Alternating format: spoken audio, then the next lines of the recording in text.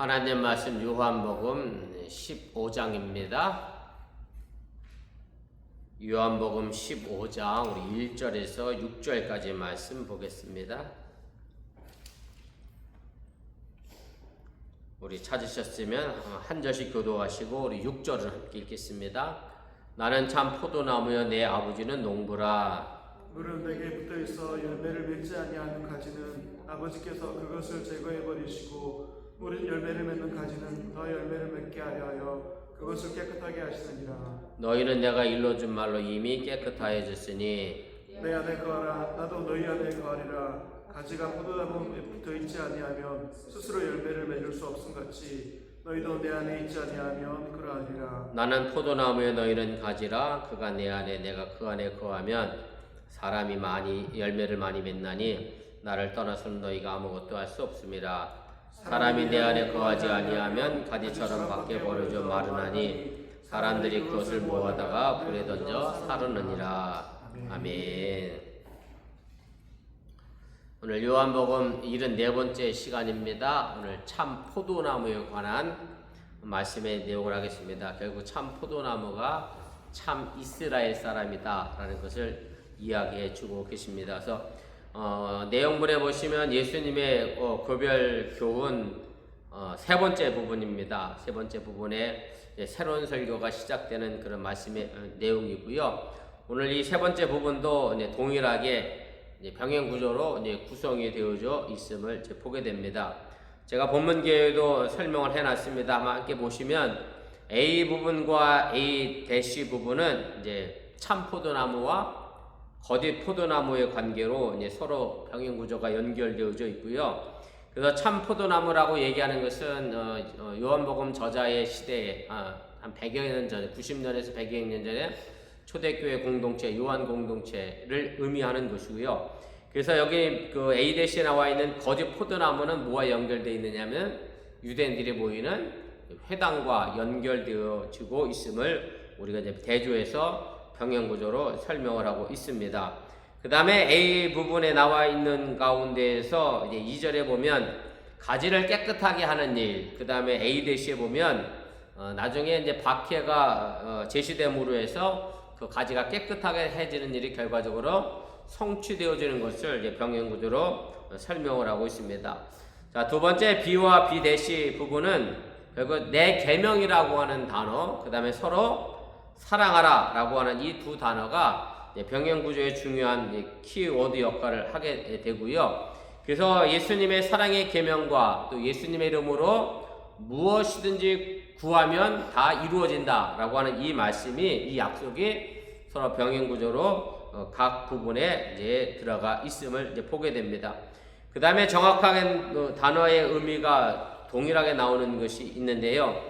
이 페이지 제일 위의 부분인데 제가 거기 보면 무엇이든지 구하면, 그 다음에 과실을 맺는다, 계명, 내가 너희를 사랑한 것 같이 사랑하라 라고 하는 이 정확한 언어적 반복이 B와 B-에 계속해서 반복되어 나오게 되고요. 그 다음에 한 중앙에 들어가 있는 C 부분의 내용은 주제가 기쁨이라고 하는 주제이고요. 그것이 이제 B와 B-의 사랑의 계명을 둠으로 해서 양편 날개, 사랑의 계명을 지킴으로 예수님의 제자에게 참된 기쁨이 이제 허락되어지고 임했음에 관한 이야기를 이제 하게 됩니다. 자, 우리 본문 주석을 보도록 하겠습니다. 자, 예수님은 무슨 비유를 가지고 이제 새로운 설교를 오늘 세 번째 부분에서 시작하시는가라고 하는 얘기인데요.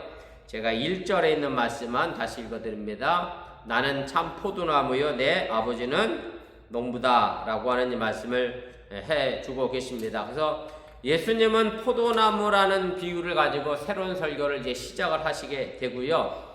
그래서 제가 이미 여러 번 말씀드렸습니다만 요한복음에는 예수님이 자기 선언이라고 해서 나는 뭐뭇이다 라고 하는 7가지 선언의 이야기가 있는데 오늘 나는 포도나무다 라고 하는 이 선언은 이제 마지막 7번째에 관련된 그런 자기 소개입니다.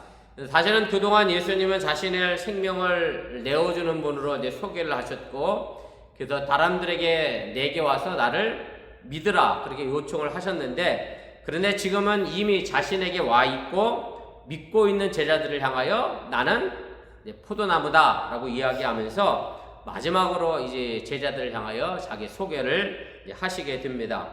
이제 구약 성경에 보면은 이스라엘을 사실은 포도나무나 혹은 포도원으로 비유하고 상징적으로 이야기하는 부분들이 많이 있습니다. 제가 그 각주 2번에 달아들었는데 보면 이사야서 그다음에 예레미야에서 보면 이스라엘이 포도원으로 이제 등장을 하게 되고요. 그다음에 또 참 포도나무로 상징되어져 있는 내용은 각주 3번에 보면 에스겔서하고 이제 시편에 보면 이스라엘이 참 포도나무다라고 하는 것으로 그렇게 상징적으로 나와 있습니다. 그리고 신약 성경에 넘어와서도 사실은 공관복음에 보면 이런 주제 사상이 계속해서 이제 연결이 되어지게 되는데, 그래서 참 이스라엘은 이제 쉽게 말하면 초대교회, 교회 공동체를 의미하게 되고요. 거짓 이스라엘은 결국 유대인들이 모이는 회당을 의미를 하게 되고, 그래서 예수님께서 이 땅에 오셔서 예루살렘 성전을 깨끗하게 하신 사건이 이제 공관복음서나 요한복음에도 기록이 되어져 있는데, 이것은 이제 더 이상 예루살렘 성전의 제사는 의미가 없고 무의미하게 됐고, 새로운 언약의 공동체, 교회의 출현을 의미하는 것이 바로 예루살렘 성전을 깨끗게 하신 정화의 사건의 또한 핵심적인 주제라는 것도 여러분들 더불어서 기억을 해 두시기를 바랍니다. 3번입니다. 그래서 여기에 맥락에서 열쇠가 되는 단어는 참이라는 그런 단어이고요. 그래서 참 이스라엘은 참 포도나무이신 예수님과 그 다음에 포도원 농부이신 하나님 아버지와 함께 연합한 사람들이 참 이스라엘, 참 교회다. 예수님의 참된 제자임을 이야기를 하게 되는 거고, 그래서 반대로 얘기하면 예수님과 하나님 아버지를 미워하는 이 세상은 거짓 이스라엘에 되어지는 것이고, 그것이 지금의 회당을 중심으로 모였던 유대 공동체의 모습이다라고 하는 얘기입니다. 4번입니다. 그래서 이런 포도나무와 참 포도나무에 관련된 이 주제는 요한복음 전체에 흐르고 있는 일관된 그런 주제입니다. 사실은 미국이 강대국으로서 자꾸 주의가 흔들흔들하는 게 제가 보기엔 그런 것 같아요. 트럼프가 너무 일관성이 없는 것 같아요. 이 말했다가 오늘 다시 뒤집었다가 또 이란 오늘도 뭐 공격한다 그랬다가 가서 그렇진 또 않을 것 같다 그래서, 사실은 이제 말이 주제가 왔다 갔다 하면 신빙성이 자꾸 신뢰를 잃어버리는데, 요한복음의 주제는 일관되게 이 부분을 우리에게 설명을 해주고 있습니다. 그래서 제가 예를 들어 앞부분을 이미 다 얘기해 드렸는데 보시면 요한복음 2장에 나와 있는 가나 혼인잔치에서 포도주와 물이라고 하는 이 두 단어가 상징적으로 이제 비교가 되어지게 되지요. 그 다음에 2장 13절부터 25절 말씀에 보면 예수님의 몸인 참된 성전과 그 다음에 예수님께서 예루살렘 성전을 깨끗게 하신 사건인데, 예루살렘 성전이 이제 구성전으로서의 역할을 상반되게 비교를 하고 있고요. 그 다음에 3장에 가면 이제 수가성 여인과의 대화에서 보면 예수님께서 주시는 물은 생명의 물이다라고 얘기하고 있고, 거기에 육신적으로 목을 축이는 야곱의 운물물이 이제 나와 있는 내용이 있고요. 그 다음에 6장 32절 이하의 말씀에 가면은 오병이의 기적 이후에 예수님께서 하셨던 말씀인데, 예수님은 하늘에서 내려온 산떡인데 이스라엘 백성들은 출애굽 당시 광야에서 만나를 먹었던 이야기를 하면서 그 육신의 떡은 결국은 먹어도 또 다시 죽는다. 그러나 예수님께서 주시는 생명의 떡을 먹는 사람은 영생한다라고 비교하면서 그렇게 일관되게 이 대치 주제가 요한복음에 등장하고 있음을 이제 보게 됩니다. 2번입니다. 예수님이 말씀하시는 이제 두 가지가 있습니다. 오늘 2절, 3절 말씀인데 제가 읽어드립니다. 물은 내게 있어 붙어 있어 열매를 맺지 아니하는 가지는 아버지께서 그것을 제거해 버리시고, 물은 열매를 맺는 가지는 더 열매를 맺게 하려 하여 그것을 깨끗하게 하시느니라. 너희는 내가 일러준 말로 이미 깨끗하여졌으니. 오늘 예수님께서는 포도나무에 붙은 가지에 관한 이야기를 하시면서 누가 포도나무에 붙은 가지다라고 하는 2절은 명확하게 그 주체가 나와 있지는 않습니다. 물론 이제 5절, 6절 말씀에 가면 너희가 라는 말이 나와 있지만 2절에서는 누구라고 지칭되는 건 없습니다. 단지 그것이 지금 예수님의 제자인 것은 명확한 거고, 지금 이 시대에는 우리를, 예수 그리스도 안에 있는 우리를 지칭하고 있는 것임을 여러분들이 이해하시면 되겠습니다. 그러면서 예수님께서 이제 두 종류의 가지를 말씀하십니다. 하나는 열매를 맺는 가지가 있고 또 하나는 열매를 맺지 못하는 가지가 있다라고 하는 얘기고 3페이지 제일 위로 가려가면 이제 그 가지에 따라서 농부의 신 하나님 아버지께서 각각 열매를 맺는 가지와 열매를 맺지 못하는 가지를 다르게 처분하실 것에 관한 이야기를 이제 말씀을 하시게 됩니다. 그래서 열매를 맺지 못하는 가지는 당연히 잘라 없애버리는, 제거해버리는 일을 하시게 될 거고, 열매 맺는 가지는 더 열매를 잘 맺게 하기 위하여 깨끗하게 가지치기를 하실 것임에 관한 이야기를 하시게 됩니다. 그래서 구약과 신약에서 이 포도원 비유가 제시하는 사상의 핵심은 뭐냐면 뭐예요? 결국 열매를 잘 맺어야 한다라고 하는 얘기죠. 구약 성경에 이사야에서 보면 제가 각주 4번에 달아드렸는데 보시면 이렇게 되어 있습니다. 이사야가 했던 아주 유명한 말씀이잖아요. 내가 내 포도원을 위하여 행한 것 외에 무엇을 더할 것이 있으랴? 내가 좋은 포도 맺기를 기다렸거늘 들포도를 맺으며 어찌 됨인고. 사실은 포도나무를 심어놓고 열심히 거름을 주고 가지를 치고 울타리를 두르고 한 이유는 좋은 열매를 얻기 위함인데, 그런데 이스라엘이 좋은 열매를 맺은 게 아니라 나쁜 열매를 맺었기 때문에 이사야 선지자가 하나님의 심판을 이제 예언하게 되는 그런 말씀의 내용입니다. 그래서 신약이든 구약이든 동일합니다.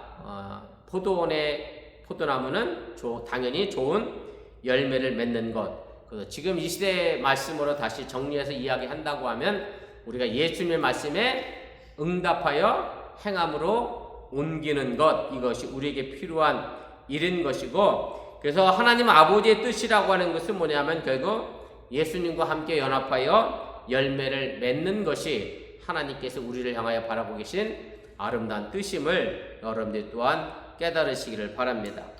4번입니다. 3절의 말씀에 보면 너희는 내가 이미 일러준 말로 깨끗하여졌다라고 이야기하면서 예수님께서 제자들의 발을 씻기셨던 6월절 목요일 저녁에 세족 목요일을 다시 한번 상기를 시키게 되는 이런 언급의 말씀이고요. 제가 그때도 이미 말씀드렸습니다만 예수님께서 제자들의 발을 씻기면서 깨끗함에 대한 이야기를 하셨는데, 사실은 그 깨끗함은 죄 사함의 의미를 가지는 거고, 예수님의 십자가의 죽음 보혈의 공로로 우리가 죄 사함을 용서받았기 때문에 결국 예수님의 십자가의 죽음과 연결되어지는 말씀인 것을 여러분들이 기억하시기를 바랍니다. 그래서 예수님의 제자들은 니고데모에게 예수님께서 하셨던 것처럼 물과 성령으로 거듭남으로 해서 예수님의 십자가의 죽음에 함께 동참하는 신앙생활이 필요함을 여러분들이 잊지 마시기를 바랍니다. 제가 주일날 설교했던 것처럼 내가 이미 일러준 날은 다른 말로 하면 예수님의 교훈의 말씀임을 여러분들이 기억하시고, 예수님께서 하셨던 것은 하나님 아버지께서 나를 보내서 이 땅에서 하셨던 모든 말씀들을 의미하고 있음을 여러분들이 기억하시고, 우리가 예수님의 말씀으로 내 마음과 죄가 깨끗하게 씻겨지게 된다는 사실을 여러분들이 또한 믿으시기를 바랍니다. 자, 마지막 3번입니다. 우리가 열매를 맺기 위해서 무엇을 해야 합니까? 오늘 4절부터 6절까지 말씀입니다. 내 안에 거하라 나도 너희 안에 거하리라. 가지가 포도나무에 붙어 있지 아니하면 스스로 열매를 맺을 수 없음 같이 너희도 내 안에 있지 아니하면 그러하리라. 나는 포도나무에 너희는 가지라. 그가 내 안에 내가 그 안에 거하면 사람이 열매를 많이 맺나니 나를 떠나서는 너희가 아무것도 할 수 없음이라.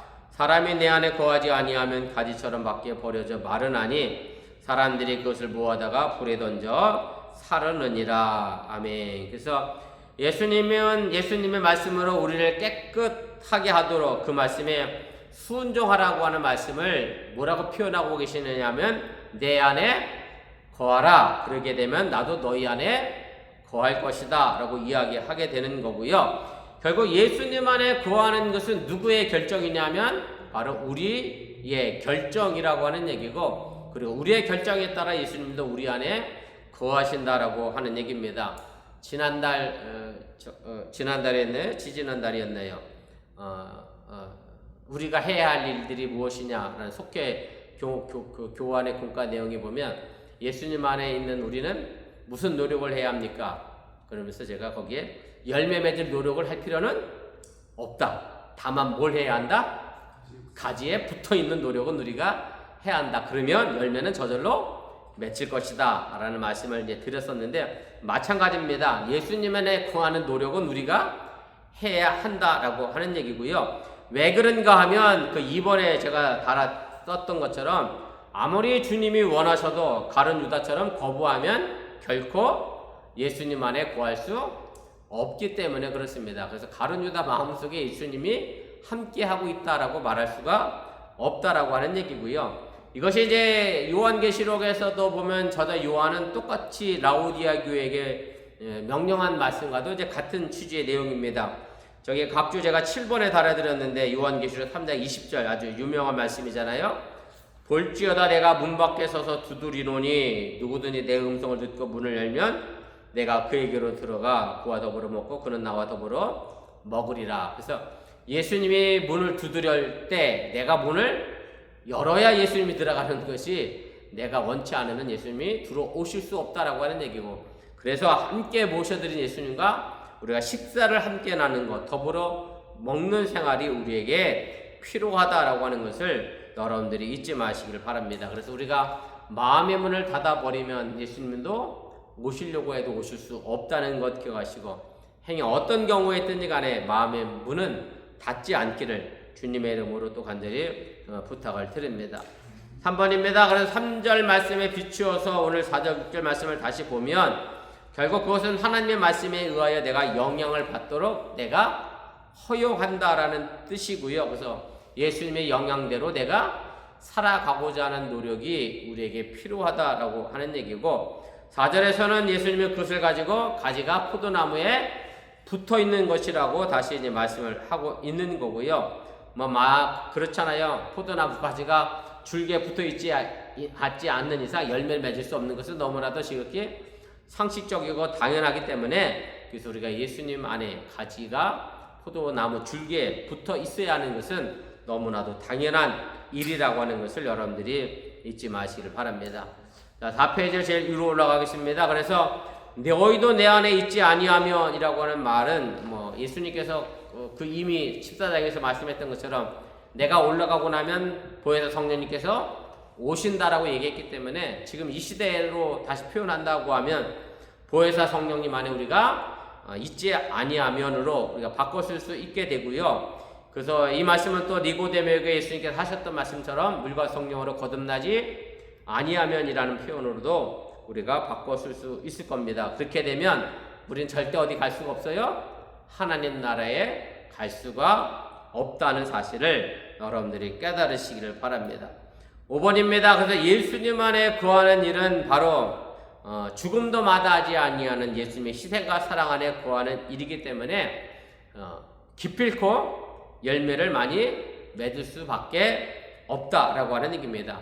그렇잖아요. 우리가 예수님의 희생과 사랑 안에 거했는데 열매를 맺지 못한다라고 하면 그것만큼 허무한 일이 없음을 여러분들이 기억하시고, 우리는 기필코 열매를 맺을 수밖에 없는 존재들이라고 하는 사실을 여러분들이 잊지 마시길 바랍니다.